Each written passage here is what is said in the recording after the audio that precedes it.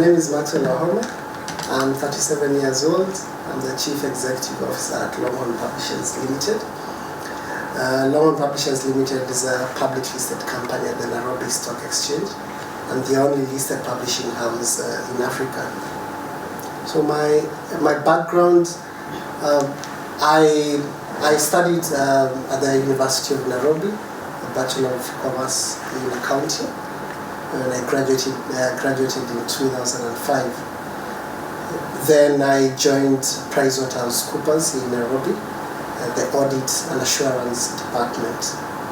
There I worked for a period of 8 years here in Kenya, where I gained my experience in manufacturing sector, service sector audits, and a bit of financial services. Then went on secondment to the South Africa office in Sandton, Johannesburg, where I stayed for another 3 years at PwC, where there I mainly majored on the largest mining companies in Africa and some of them in the world, where I rose to the position of senior manager before I returned to Kenya, and worked in Kenya for another 2 years before leaving PwC and joining Longhorn as the Chief Finance and Operations Officer. And then subsequently the CEO. I was appointed last year, September 2018. I maybe thought of myself as maybe working in a manufacturing or infrastructure kind of industry. But I always had a passion for education. My mother is a teacher, primary school teacher. So I've always had something about education. So it's so ironical that I ended up leading the largest publishing house and developing content for children. So I feel so privileged that I have now the opportunity to shape the lives of many children. Yeah. When you look at Africa in general, one of the biggest problems is the lack of education or the access to education, quality education. So the people who are privileged enough, and I would say Kenyans are really privileged to have quality education. Most of the countries that I've visited, as I do my work, they've never had the privilege of quality education. When I worked in South Africa, most of the executives that I met thought I studied maybe abroad because they couldn't imagine somebody studying in Africa and leading the largest mining companies there in South Africa. So I feel education is a key part in people's life. You get education right, then the country is there for growth. I love spending time with my family. I have an 8-year-old daughter and a 2-year-old son, and of course one wife. So I really enjoy spending most of my Saturdays and Sundays with them. Over time, I made it a personal objective to avoid working over the weekends. So over my maybe 15-16 year career, I've rarely worked on Saturdays and Sundays. I've tried to keep those days for my family. There are things that I do. I love watching soccer. I love cooking. So I would try out different things just for fun. I mean, I would, because I'm allergic to eggs, so I just tried making eggless muffins, and wow, they were excellent. So I tried different things. I love grilling. So at my backyard, I would probably enjoy just to grill a bit of beef or something, but I do enjoy cooking. When I left PwC, one of the reasons why I felt I needed to move was I really wanted to change things. And being in such a big international company, there's really not so much you can change. But an opportunity to come into a medium-sized company, a listed company, and being able to work through their strategy and develop something is really something that really inspired me. So getting to the top of such an organization at such a young age is really a huge achievement for me. Here at work, I would say one of my biggest achievements so far is the rollout of digital learning channels and entry into the West African markets. We've been in the Anglophone markets as Longhorn for several years, and I've started venturing into the enchanted waters of Francophone Africa. The first challenge, of course, being the language. You need to speak French, which is a challenge but also an excitement. It gives you that excitement of conquering a new market. So those are the key achievements that I've had. I think I inspire. I feel I inspire the young generation who. I came from a humble family. I actually lived in Nanyuki.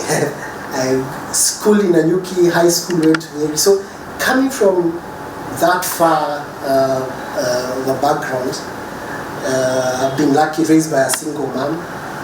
So coming from that part of the country, going through the normal hardships that the average Kenyan go through, rising through the ranks in the corporate ladder, I feel it's inspiring for anybody who's out there who's studying and wondering what will I make out of myself.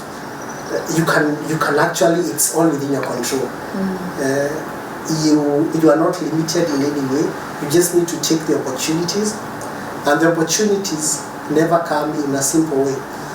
The opportunities are usually wrapped up in a lot of challenges. Some of the interesting experiences that I've had, I've actually worked in a flower farm. Back in my early years, in between sessions in university. So I've seen a different kind of life where people hustle. I've actually worked in a butchery. It's quite interesting. But those kinds of experiences really taught me a lot in terms of just remaining grounded.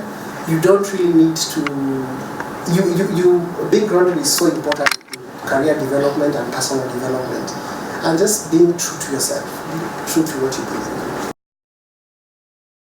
As a CEO of a company, the biggest challenge is always people, because the technical part of business is easy to learn, but managing people, getting the best out of them is not that easy. There's no formula or template managing people. What I've learned is investing more time in understanding the people and being patient and being ready to change myself, being willing to change in order to accommodate others has really made a difference. Don't expect other people to change. You should change. So that's a big challenge, managing people. Of course, being a little bit younger than the rest of the group, ideally I had to. There's always that question: is this guy is 36? Is going to lead this company now? 37 is going to lead this company? But I think I've proved everybody who doubted, I've proved them wrong, because I've continued to move from strength to strength. We are venturing into new markets. I remember 3 weeks ago, I was in DRC, and before I met the Minister of Education, one of our hosts said, I'll just mention to the Minister, so that he's not shocked, that the CEO is not a big white person. I will tell you, but that's the mentality of a CEO coming from another African country. He's a big guy, old, maybe European or Caucasian. You don't expect a young, small, black guy coming in to lead the company. So, but the thing is, when you know your content and you know what you're going to deliver, and I'm full of confidence myself, all these challenges, they just fall immediately. They are no longer challenges. Then that, of course, being in the public, the public life, never easy. Now I have to get used to seeing my photo in the newspaper and a story about my company maybe twice in a week, it doesn't feel private anymore. When I walk somewhere, I always have to think, I'm representing a public listed company. Shareholders are actually looking at me. So at young age, it also makes you change your lifestyle a bit. You take a low profile. You might not get the best grades in class. Yeah, I wasn't number one. I didn't get the best grades in high school. Yeah. But you need to believe in yourself. That's the first thing. You need to think about what you really want and go pursue it. When you see opportunities, don't be afraid. If you get in a position to have a leadership opportunity or leadership role, take it on. You do not need to have prepared to be a leader.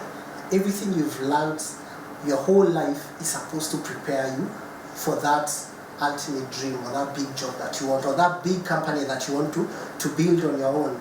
You don't need another kind of training. Many people I meet ask me, how did you prepare for this? I tell them, I didn't prepare. I learned how to deal with people when I was working at the butchery, going to the flower farm at 7 o'clock. I got a lot of discipline on how to run my life, manage my time. Everything around you, everything you go through in life is supposed to prepare you. So you just need to look a bit carefully and see where is my opportunity, go grab it. Not all of us are supposed to be employed anyway. Some of us will be big, entrepreneurs. So go for it. Sitting in this chair of CEO of Hong Publishers, I want to take this company to greater heights. I want this company to be the #1 provider of innovative learning solutions in Africa. That's the drive. So achieving something and making a difference in people's lives, like we do once we get to or once we become the leading publisher in Africa, that is the biggest driver in me. I don't quit. I take defeat as an opportunity to tactically retreat and come back stronger, but I honestly don't give up. I go till I get what I wanted to get. To me, success is accomplishing the objectives that are set. That's personally. And when I say personally, I'm talking about raising my family in a God-fearing way and having a very strong bond with my family and my wife. That to me is a personal success. There are many people who will spend many hours in the office but go back to an empty home. I define success as going back home and finding my whole family there. Second success is, of course, achieving my day-to-day goals, which in this case being taking this company to greater heights.